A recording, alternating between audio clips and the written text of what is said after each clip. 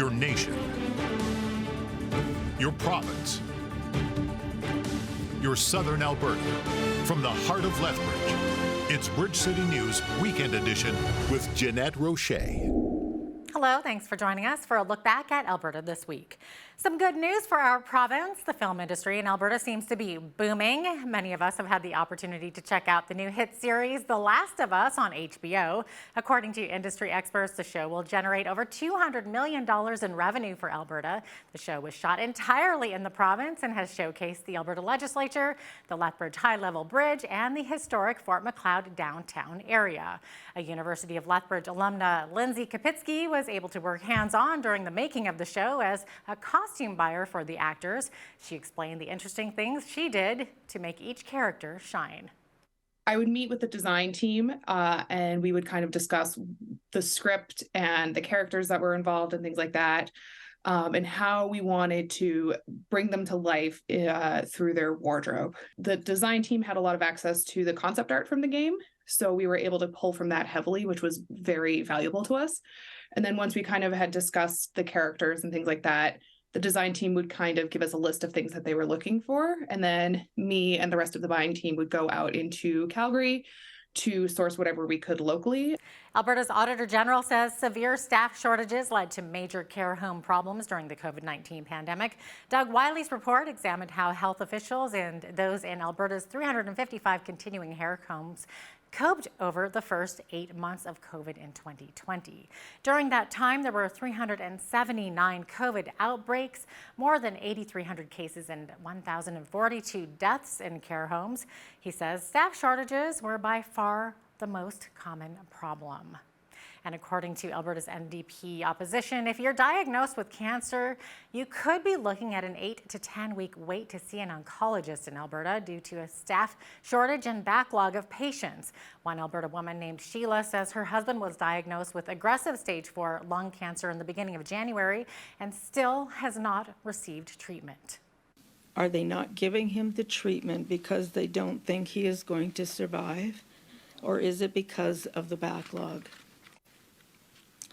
Sadly, we know he is not the only one enduring this agonizing limbo of waiting for potentially life-saving treatment. Waiting is torture. Albertans on a waiting list to receive potentially life-saving treatment deserve to know why they're on that waiting list. It's because is it because there's a staffing shortage, limbo, or what? It's unacceptable that people are diagnosed with potentially life-threatening illness and are waiting at home for months. If the answer is that there's no real treatment options, then the patient deserves to be told that. If the answer is a staffing shortage, that the UCP government must address that critical issue today. Meanwhile, Alberta Premier Danielle Smith says her government has more plans for investing in recovery-oriented care. She says she shared the details at the 6th Annual Recovery Capital Conference in Calgary. Smith says more work needs to be done to help Albertans who are struggling with addictions issues. We set out with an initial commitment to spend $140 million over 4 years to address the addiction crisis taking place here in Alberta. And with that funding, our initial goal was to support an additional 4,000 Albertans every year to access detox treatment and recovery by funding more beds across the province. Now, 4 years later, we're partnering with organizations across Alberta, and we're supporting over 10,000 more Albertans every year with barrier-free access to these services. Next, we eliminated all user fees for publicly funded addiction treatment. It was a massive step forward because under previous governments, Albertans had to pay $40 a day to access publicly funded treatment beds. Last week, the federal government released its Sustainable Jobs Plan, which is the new name for the Just Transition. It somewhat slipped under the radar for some, but do people in Alberta have a reason to be concerned about this plan? Well, our federal political correspondent Brian Lilly says yes, they do. Because it's aimed four square at the oil and gas industry in Western Canada. And it doesn't have a lot of details. It's 32 pages, talks about moving towards a clean energy economy, away from dirty oil and dirty gas. It gives no credence to the fact that liquefied natural gas and natural gas general are cleaner burning fuels. They're the whole world sees them as a transition fuel, but the Trudeau government doesn't. Danielle Smith said she's incredibly worried about what it means for workers in Alberta in the future. This is something to be concerned about. The government's been talking about this for a long time.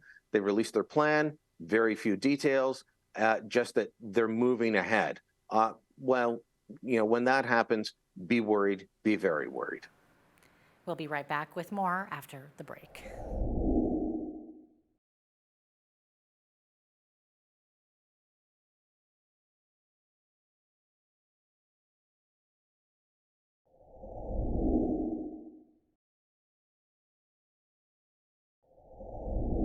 Well, it's been exactly 1 year this weekend since Russia invaded Ukraine, and while it seems like that situation continues to grow, we have the alleged issues of China interfering in Canadian elections, and then the claim that China and America are flexing their muscles and sending balloons over to spy. Our producer, Michael Clausen, sat down with Dr. Christian Leuprecht to talk about the issues with Canada and China and our need to work with the U.S. for continental defense. Have a look. Now, in your recent article in the Globe and Mail, you point out that these air intrusions do reveal that we are unfortunately vulnerable to our enemies. How vulnerable are we? Well, the success of this continent really since 1940, in what is known as the Kingston Dispensation, has really been built on the security of the continent, where Canada and the US got together and basically forged a pact, a functional arrangement where they agreed that anything that poses a threat to one country also posed a threat to the other country. And so that they built a joint system to defend the continent, the airspace of the continent, but also subsequently the maritime approaches. And that strategy has arguably made North America the most prosperous, politically stable, and desirable continent that history has ever known.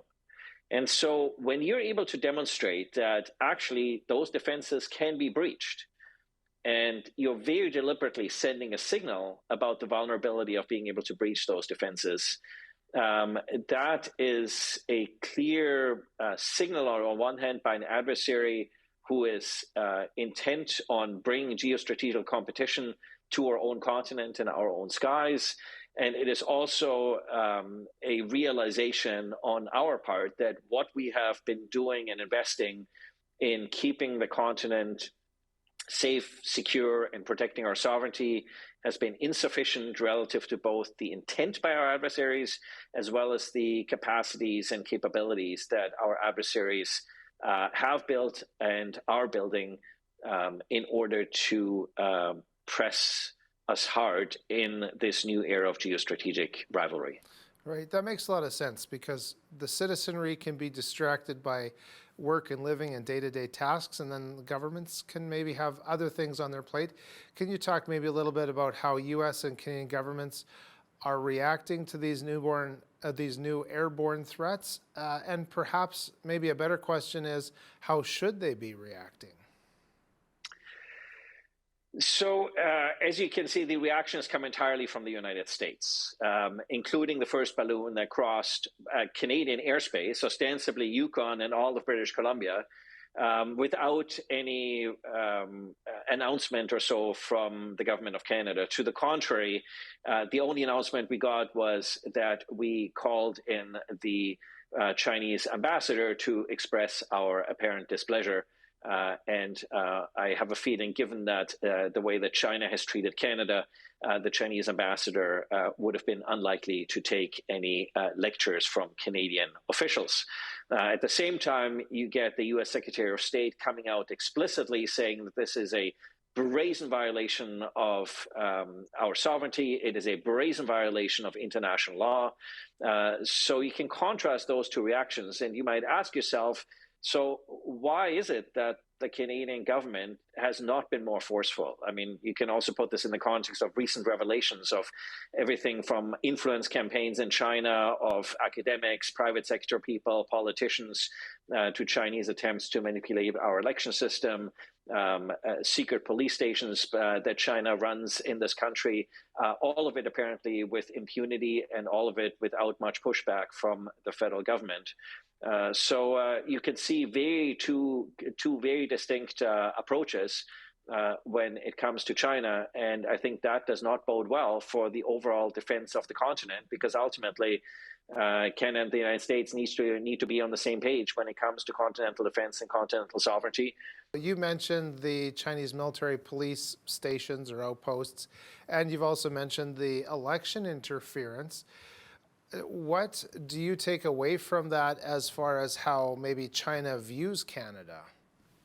Well, we know exactly how China views Canada, because if we look at last November's meeting in Bali, where Xi Jinping effectively humiliated the Canadian Prime Minister, it clearly showed that China has complete disregard and complete disrespect for this country.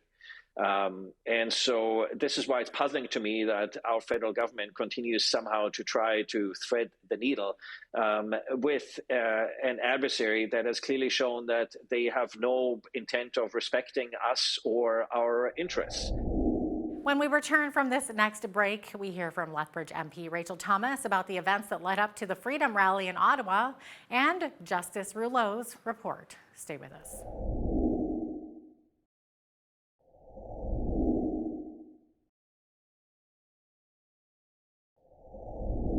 What is the level of expectation Canadians should have when it comes to trusting federal politicians and their standards for ethics and truth? Can our democracy function for the utmost benefit of Canadians? Well, some feel parties may abandon their principles for a chance at holding the reins of power. Hal Roberts and Lethbridge MP Rachel Thomas talked about this earlier in the week. Have a look. So what were your final thoughts on Justice Rouleau's report? He said the government had some missteps along the way, but overall the Trudeau government was justified in invoking the act last February. Mm-hmm. I think in order to fully understand, what happened here, we have to recall or be reminded of the events that led up to Canadians, gathering on Parliament Hill and wanting their voices heard. There was a certain desperation in that appeal, a certain desperation in thousands of Canadians showing up in Canada's Parliament or Canada's capital and wanting their voices to be acknowledged, right? And of course, those events were that fall, just a few months before, the Prime Minister had called an election in the middle of a pandemic. So on the one side, he was telling Canadians to stay home and stay safe. And on the other side, he was saying, come out and listen to me speak and don't forget to vote. And ultimately, there was no need for this election. There was no requirement for this election. Instead, it would appear that it was completely politically motivated, something that the Prime Minister called in order to try to secure another majority government. Ultimately, we know that backfired on him. But at the end of the day, I think Canadians were left, feeling less trustful of government. But also the other thing that happened during that election was the Prime Minister took the opportunity to create wedge issues and to go after certain Canadians for holding what he called unacceptable views. The Prime Minister even went so far as to start calling individuals names. One of his own members of Parliament revealed the strategy and said, really, the Prime Minister's strategy, he said, and I'll quote, he said, a decision was made to wedge, to divide, and to stigmatize. That is from a Liberal member of Parliament understanding the inside strategy. So you have a Prime Minister who is functioning with this type of behavior, and Canadians were feeling desperate and wanting to be heard. So they showed up on Parliament Hill. Let's circle back to the election for just a moment here. I'm glad you brought that up. A recent report by the Globe and Mail says CSIS has evidence that China interfered in the 2021 federal election, which helped Justin Trudeau and the Liberals get reelected. Your party is calling on the Trudeau government to show some more transparency here. In your opinion, what would that really look like? Well, I think these reports from CSIS are deeply disturbing. And if our Prime Minister is truly interested in being, a statesman, a leader, governing, rather than playing politics, then he should stop deflecting and actually do a thorough investigation. Because these allegations are very alarming, and Canadians deserve to know that the democratic system is being upheld in this country. And so when the Prime Minister goes out there and instead he starts scapegoating or deflecting, it actually creates distrust, not only toward him, but towards our very institutions that have upheld this country for over 150 years. So, I think the Prime Minister has a responsibility to function with integrity in this instance, to take these concerns with seriousness, and to make sure that we get to the bottom of it. Canadians deserve that. Now, Rachel, you have your pulse on what's going on Parliament Hill. Is there any talk of NDP leader Jagmeet Singh potentially pulling the plug on the coalition, or will he keep the Trudeau government propped up until, what, the year 2025, which was part of the original plan? I laugh because I wish I understood the mind of Jagmeet Singh. You know, it's incredible, isn't it? On the one side, he's claiming to be opposition and to be holding this government to account. And he'll say things of that nature. And then on the other side, he's in bed with the Liberal government. He's propping them up. He's supporting them at every move. And so I just don't understand how you can be both. It's incredibly disingenuous. And it's actually a betrayal of New Democrat principles. And so I don't know that I would have much more to say other than that. My hope is that Jagmeet Singh and his team figure themselves out. It seems that they're undergoing, or going through a bit of an identity crisis at the moment. I think Canadians, that they deserve a true functioning democratic system where there is true opposition in place, where the government really is being held accountable. And so my hope is that the NDP are able to reestablish their footing. After the break, commentary from the provincial capital, budgets and elections, the money, the power, and the people. That's next.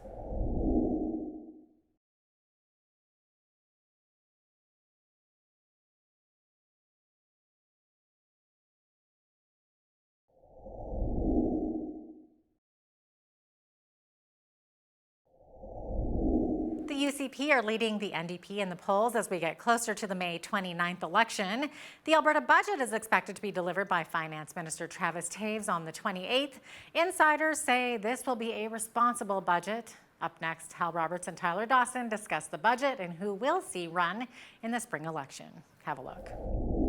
Tyler, the budget is coming out next Tuesday, and the government is already dropping a few hints about what's going to be in there. One item that's already been released is a historic $2 billion for primary health care.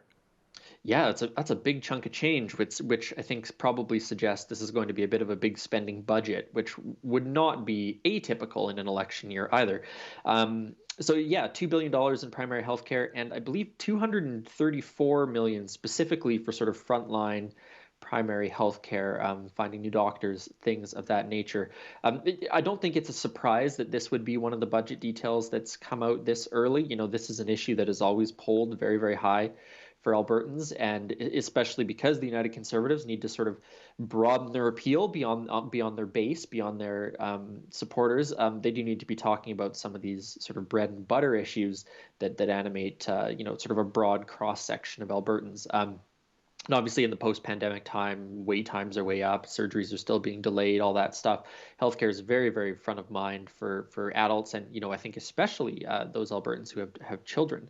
So no real surprises there, I don't think. We recently heard the verdict of Justice Paul Rouleau's report saying the federal government had every right to invoke the Emergencies Act during the Freedom Convoy in Ottawa last winter. Now, Justice Rouleau also made mention of the Coutts border blockade. He did. So the Coutts border blockade, I'm sure everyone in Lethbridge remembers that a little more clearly perhaps than those of us in Edmonton. I think it was 17 days long, and there's a handful of people facing rather serious sort of weapons charges in relation to that protest. And so Justice Rouleau looked at Coutts as an example of why things had sort of spiraled out of control, beyond the local policing problems and local intelligence problems in Ontario and in Ottawa specifically. He said, look, this was a genuine crisis. You had some sort of extremist cells in Coutts. You had this lengthy blockade of a major, major economic corridor. And this was the sort of thing that really could have informed the federal government's decision-making on invoking the Emergencies Act. So Alberta did get a little shout-out, makes it sound a bit fun, which is not necessarily what Justice Rouleau was going for, but Alberta did get a bit of attention in that report. And I should also mention that Tyler Shandro, the Justice Minister, did come out and say, look, Paul Rouleau's report does not change the government's view on it. They still think it was unnecessary, and they're going to continue to support the lawsuits that are in court over the use of the Emergencies Act. You know, we're getting closer and closer to the provincial election, which is coming up on May the 29th. While we hear a lot about both the UCP and the NDP, there doesn't appear to be a lot going on with the other parties, including the Alberta Party and the Liberal Party. Tyler, like the United States, it appears like Alberta has become a two-party system here. Yeah, I feel like that's a question that political scientists are maybe watching and scratching their heads because, of course, in the last election, the Alberta Party had some presence, so did the Alberta Liberal Party. And, both those parties had seats, I think, not all that long ago. So it's sort of an interesting situation because both parties do have leaders at the moment. The Alberta Party in particular has a couple candidates here and there. But we're really not hearing very much from them.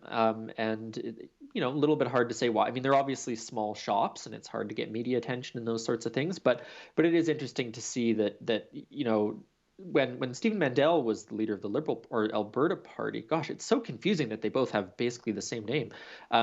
The Alberta Party, he managed to make it into news stories, much like Elizabeth May did as the Green Party of Canada leader. And we just don't hear very much from them. So maybe that'll change in the weeks or months ahead. But it is just notable that there are these two other parties, but they're, pretty quiet. Maybe they're hibernating in this cold snap. Trade Minister Rajan Sani has announced that she's not seeking re-election this spring.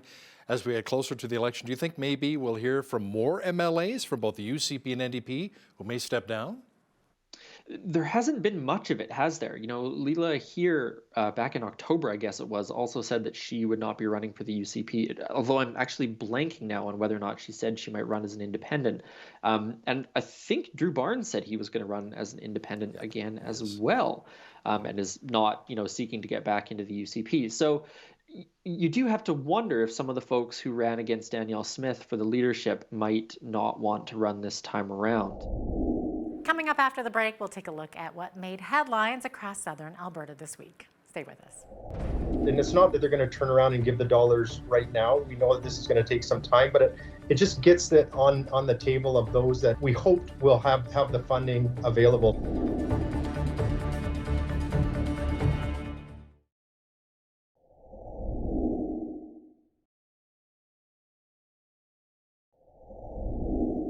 Well, welcome back. Some courageous folks are set to brave the cold today. Woods Homes Emergency Youth Shelter and the Lethbridge Soup Kitchen are taking part in the Coldest Night of the Year event, which will raise money for both organizations in Lethbridge. Since 2011, the annual event has raised $58 million across Canada in 166 communities. Officials with Woods Homes told us it's a way to shine a light in our community for those experiencing hunger and homelessness. I'm cold just thinking about it.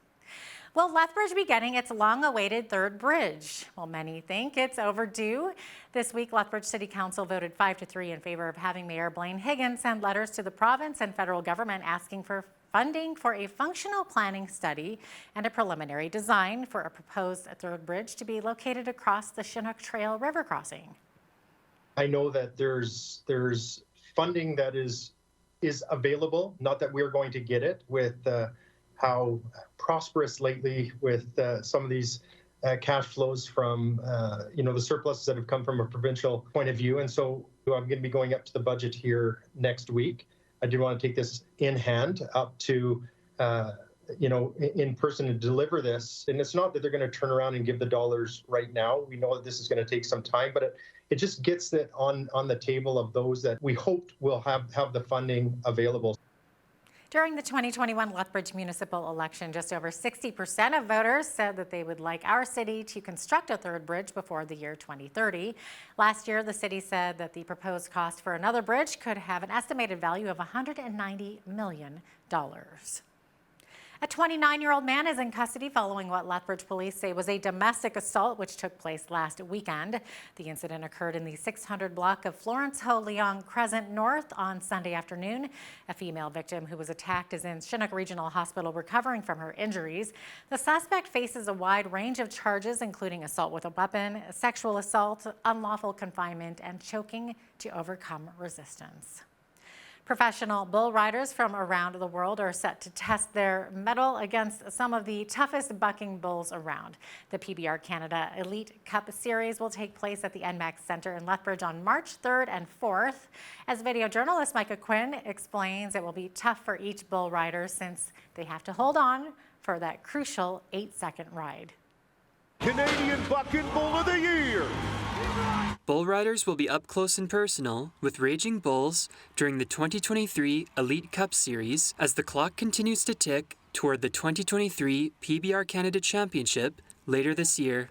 Jason Davidson, the general manager for PBR Canada, explained what the two-day event is going to look like. So night one, we'll have 25 riders compete. The top 5 scores will come back in what we call a bonus round, the 5 versus 5, and compete for an extra $5,000 prize pool and very valuable points. As well, the next night, the same 25 riders will ride again. The top 10 aggregate scores on 2 bulls will then move into the championship round Saturday night. Unfortunately, not every bull rider makes it a full 8 seconds. Sit up, Brock. Competitors will also be competing for a large chunk of change. In Lethbridge here, we have just shy of $30,000 in added prize money. So the winning rider could walk out of the NMAX Center with approximately $8,000 for 16 seconds worth of work. Davidson said around 60 bulls will be let loose during the Elite Cup Series, with each ranging in size from 1,500 to 2,000 pounds. For Bridge City News, I'm Micah Quinn. He's trying to make it 3 for 3 in Lethbridge. Looks like a good time. The Lethbridge and District Exhibition has a new president. Ryan Miller has been named as the 56th president of the association. In a media release, Miller says it's with great pride and sense of responsibility to be elected as the president of the Lethbridge and District Exhibition Board of Directors during this exciting milestone year for the organization. He adds that the opening of the new agri-food hub and trade center will provide a place for community celebration and bring a regional, national, and international spotlight to our agriculture industries. 19 firefighters were called to a blaze at the Holiday Inn Hotel on Mayor McGrath Drive South earlier on Friday. Fire officials say when they arrived at 1 a.m., they were directed to a fire in a room on the 3rd floor. One person was rescued and taken to Chinook Regional Hospital with unspecified injuries. Crews were able to quickly put out the fire. The smoke and the water damage as a result of the sprinkler system being activated caused around $1 million in total damage. The cause of the fire is under investigation. 1 year ago, the Freedom Rally had wrapped up in Ottawa. One of the groups that started during that time was the Police on Guard for Thee. After the break, we hear from Clay Farnsworth, who shares with us why POG exists and what it hopes to accomplish for Canadians. Keep it right here.